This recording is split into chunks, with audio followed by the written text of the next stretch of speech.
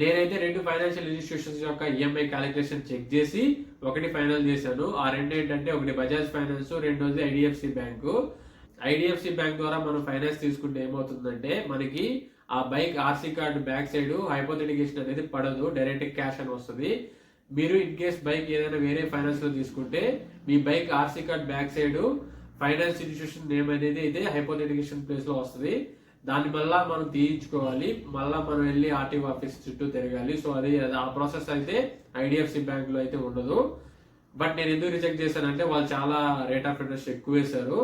దానికంటే నాకు బజాజ్ ఫైనాన్స్ ఇచ్చిన రేట్ ఆఫ్ ఇంట్రెస్ట్ చాలా తక్కువ అనిపించింది నేను కట్టే డౌన్ పేమెంట్ అని బట్టి. సో నేను ఇది తీసుకున్నాను. బట్ నాకు ఇక్కడ బజాజ్ ఫైనాన్స్ లో తీసుకోవడం వల్ల నెగిటివ్ ఏంటంటే నా ఆర్సీ కార్డ్ మీద బ్యాక్ సైడ్ హైపోథెటికేషన్ ప్లేస్ లో బజాజ్ ఫైనాన్స్ అనే వస్తుంది. మళ్ళా నేను దాన్ని ఈఎంఐ క్లోజ్ అయ్యాక మార్పించుకోవాల్సి ఉంటుంది. ఇంకా నెక్స్ట్ రేట్ ఆఫ్ ఇంట్రెస్ట్ అనేది చాలా సినారియోస్ తో బేస్ అయి ఉంటుంది. మీరు కట్టే డౌన్ పేమెంట్ మీద కూడా డిపెండ్ అయి ఉంటుంది. ఒక ఫ్యాక్టర్ అది. రెండోది ఏంటంటే మీకు కనుక క్రెడిట్ కార్డు ఉందనుకోండి, మీకు కనుక మంచి సిబిల్ స్కోర్ ఉందనుకోండి, మీకు రేట్ ఆఫ్ ఇంట్రెస్ట్ చాలా తక్కువ వచ్చే ఛాన్స్ ఉంటుంది బజాజ్ ఫైనాన్స్ లో అయితే. అంతేకాకుండా మీకు హైపోథెటికేషన్ కూడా పడదు. మీ bike RC card back side కూడా మీకు డైరెక్ట్ క్యాష్ అనేది వస్తుంది. కొన్ని స్కీమ్స్ ఉంటాయి, ఇది అందరికీ రావు, కొంతమందికి వస్తాయి. ఇలా సిబిల్ స్కోర్ మంచిగా ఉన్న వాళ్ళకి అది యూజ్ అవుతుంది. నేనైతే డౌన్ పేమెంట్ అనేది చాలా ఎక్కువ కట్టాను. సో నాకు అందుకనే రేట్ ఆఫ్ ఇంట్రెస్ట్ చాలా తక్కువ వచ్చింది. నా రేట్ ఆఫ్ ఇంట్రెస్ట్ వచ్చేసి 6.4%. అసలు నా ఈఎంఐ ఎలా క్యాలిక్యులేట్ చేస్తారో నేను ఇప్పుడు రాసి చూపిస్తాను. మీరు ఈ వీడియో పూర్తిగా చూడండి, అప్పుడైతే మీకు ఒక ఐడియా వస్తుంది. ఇది వచ్చేసి బైక్ ఈఎంఐ క్యాలిక్యులేషన్ ప్రొసీజర్. ఇక్కడ నేను ఎగ్జాంపుల్ గా నా బజాజ్ పల్సర్ N150 తీసుకొని క్యాలిక్యులేషన్ చేసి చూపిస్తాను. నా Bajaj Pulsar N150 on road price వచ్చేసి హైదరాబాద్ లో 1,55,682 రూపీస్, అంటే 1,55,682 రూపాయలు. ఇక్కడ వచ్చేసి డౌన్ పేమెంట్ అంటే ఏంటంటే మీరు బైక్ ఈఎంఐలు తీసుకోవాలంటే కొంచెం పే చేయాల్సి ఉంటుంది కదా, అది ఎంత పే చేస్తున్నారో అది. ఇక్కడ నెంబర్ ఆఫ్ ఇయర్స్ అంటే మీరు ఈఎంఐ ఎంతకాలం పెట్టుకుంటారో అనేది. ఇక్కడ రేట్ ఆఫ్ ఇంట్రెస్ట్ అంటే ఏంటంటే మీరు తీసుకున్న ఈఎంఐకి ఎంత రేట్ ఆఫ్ ఇంట్రెస్ట్ పడిందని. ఇంకా ఇది వచ్చేసి processing fees and documentation fees, ఆ ఈఎంఐ ప్రొసీజర్ చేయడానికి వాళ్ళు తీసుకునే ఫీజు అనమాట ఇది. ఇక్కడ నా డౌన్ పేమెంట్ వచ్చేసి 80,000. సో 80,000 అంటే నేను తీసుకునే బైక్కి సగం కంటే ఎక్కువ కదా. సో మోర్ దాన్ 50% కడుతున్నా కాబట్టి నాకు బజాజ్ ఫైనాన్స్ వాళ్ళు వేసిన రేట్ ఆఫ్ ఇంట్రెస్ట్ వచ్చేసి 6.4%. నేను 1 ఇయరే పెట్టాను. సో 1 ఇయర్ పెట్టాను. ఇక్కడ వచ్చేసి డౌన్ పేమెంట్, నేను డౌన్ పేమెంట్ 80,000 కట్టాను. నెంబర్ ఆఫ్ ఇయర్స్ అంటే ఏంటంటే ఇక్కడ మీరు ఈఎంఐ ఎంతకాలం కడతారని అడిగారు వాళ్ళు. సో నేను 1 ఇయర్ పెట్టండి సరిపోద్ది అన్నాను. ఇన్ కేస్ 2 ఇయర్స్ పెడితే ఇక్కడ రేట్ ఆఫ్ ఇంట్రెస్ట్ కూడా మారిద్ది. సో 1 ఇయర్కి వచ్చేసి వాళ్ళు నాకు ఇచ్చిన రేట్ ఆఫ్ ఇంట్రెస్ట్ వచ్చేసి 6.4. ఇన్ కేస్ ఇది 2 ఇయర్స్ పెడితే ఇది 7.4 అలా వేస్తా అన్నారు. సో అప్పుడు నాకు ఎక్కువ అవుతుంది కదా, అందుకని నేను 1 ఇయర్ పెట్టండి సరిపోద్దని చెప్పాను. సో వాళ్ళు నాకు వేసిన 6.4% రేట్ ఆఫ్ ఇంట్రెస్ట్ 1 ఇయర్కి. ఇక్కడ ప్రాసెసింగ్ ఫీజు అంటే మనం తీసుకునే ఈఎంఐ అమౌంట్లో 3% ప్రాసెసింగ్ ఫీజు, ఇంకా డాక్యుమెంటేషన్ ఫీజు వచ్చేసి 3,000 వేశారు. నేను అడిగాను లైక్ ఎందుకు ప్రాసెసింగ్ ఫీజు డాక్యుమెంటేషన్ ఇంత వేస్తున్నారు, ఆల్రెడీ ప్రాసెసింగ్ ఫీజు 3% వేశారు కదా, మళ్ళీ డాక్యుమెంటేషన్ ఫీజు వచ్చేసి 5,000 ఎందుకు వేశారు అని అడిగితే వాళ్ళు 3,000 తగ్గించారు. సో ఇంత అయిందనమాట. మీరు ఇక్కడ డౌన్ పేమెంట్ ఇన్ కేస్ 10,000 కట్టారనుకోండి, మీరు నెంబర్ ఆఫ్ ఇయర్స్ ఆల్మోస్ట్ ఒక 3 ఇయర్స్ పెట్టారనుకోండి, రేట్ ఆఫ్ ఇంట్రెస్ట్ 20% వచ్చినా ఆశ్చర్యం లేదు. ఎందుకంటే అలా ఉంటుందన్నమాట ఈఎంఐ అనేది.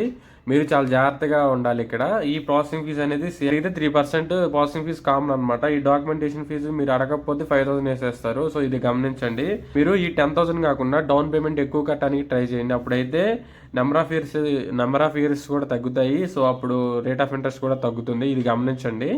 ఇప్పుడు క్యాలిక్యులేషన్ చేసి చూపిస్తాను. నా బైకు ఆన్ రోడ్ ప్రైస్ వచ్చేసి 1,55,682 రూపీస్. ఇందులో నాకు షోరూమ్ వాళ్ళు ఇచ్చిన డిస్కౌంట్ 6,000. అప్పుడు వస్తే 286,941 ఎంత వచ్చింది. ఇదేమో ఆన్ రోడ్ ప్రైస్ మీద నాకు 6,000 డిస్కౌంట్ ఇచ్చారు కాబట్టి నాకు రిమైనింగ్ వచ్చిన అమౌంట్ 1,49,682 రూపీస్. సెకండ్ స్టెప్ ఏంటంటే 1,49,000 వచ్చింది కదా, 49,682. ఇందులో నేను డౌన్ పేమెంట్ 80,000 కడుతున్నాను కాబట్టి 80,000 మైనస్ చేద్దాం.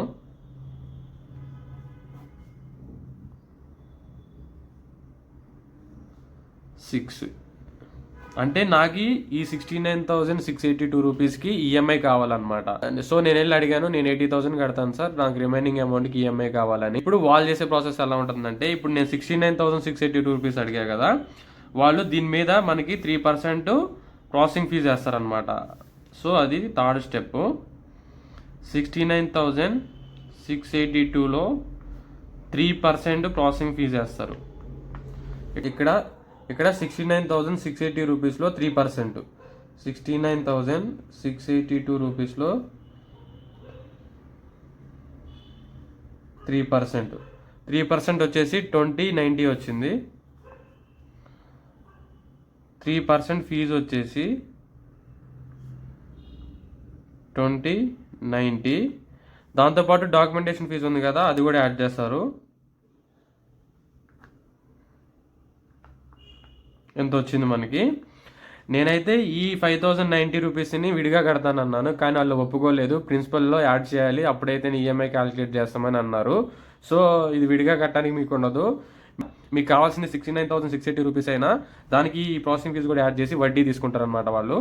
సో ఫోర్త్ పాయింట్ వచ్చేసి మనకు కావాల్సింది 69,682 రూపీస్ కదా, అందులో 5090 పెడితే 217,747. So processing fees documentation fees కలిపి 5090 వచ్చింది కదా, దాన్ని సమ్ చేస్తే నాకు టోటల్ వచ్చింది 74,772 రూపాయలు వచ్చింది.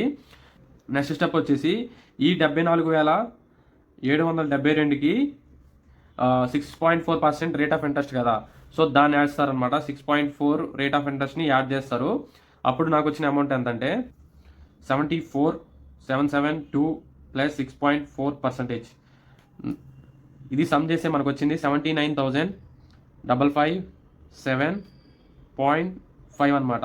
ఈ అమౌంట్ వచ్చింది మనకి టోటల్గా. సో దీన్ని అరౌండ్ 80,000 చేసుకుంటే మనకు కావాల్సిన EMI amount plus processing fees కలిపితే 74,772 రూపాయలు వచ్చింది. దీనికి వాళ్ళు రేట్ ఆఫ్ ఇంట్రెస్ట్ వచ్చేసి 6.4% యాడ్ చేశారు. అప్పుడు యాడ్ చేసినప్పుడు వచ్చిన టోటల్ ఎంతంటే 79,557 రూపాయలు వచ్చింది. దీన్ని 79,557 రూపాయలు వచ్చింది కదా, నేను రౌండ్ ఫిగర్ 80,000 వేసి మనకి మంత్లీ ఎంత అవుతుందో చెప్తాను నేను.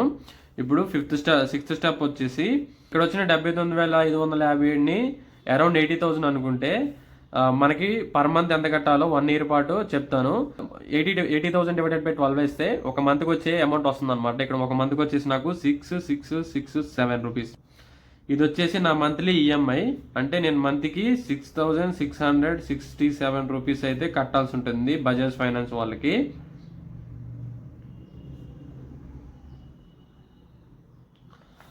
ఇక్కడ వచ్చేసి నాకు 6,667 రూపాయలు వచ్చింది మంత్లీ కట్టాల్సింది.